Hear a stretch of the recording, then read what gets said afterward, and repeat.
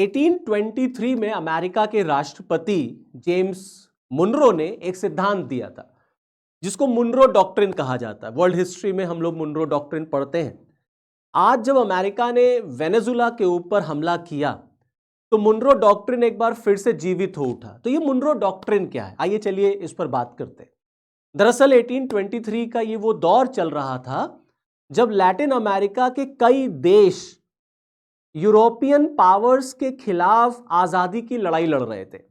और जब Latin American countries independent हुए तो यूरोप का वहां पर दखल बढ़ने लग गया और अमेरिका हमेशा से लैटिन अमेरिका को अपना ही मानता है। मतलब वो ये मानता है कि लैटिन अमेरिका का जो एरिया है उसको America, United states of America का जो राष्ट्रपति है वो उसको गवर्न करे, वो उसको अपने हिसाब से चलाए।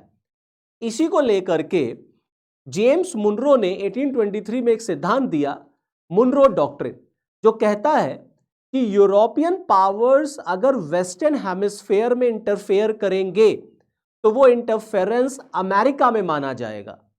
तो यूरोपियन पावर्स का वेस्टर्न हेमिस्फेयर में इंटरफेरेंस को रोकने के लिए जेम्स मुनरो एक सिद्धांत लेकर के आते हैं, उसे मुनरो डॉक्ट्रिन कहा जाता है। ट्रंप ने इसी को फिर से जीवित कर दिया है और अब ट्रंप इसको नाम देते हैं डुनरो डॉक्ट्रिन। मतलब डोनाल्ड ट्रंप से डू और मुनरो से म्रू, तो हो गया डुनरो डॉक्ट्रिन।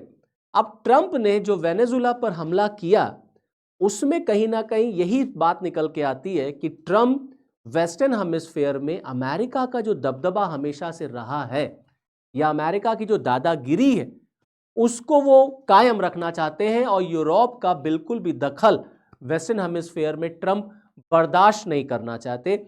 इसीलिए वेनेजुला सबसे अच्छा एग्जाम्पल है इस समय मुनरो डॉक्ट्रिन के जीवित होने का।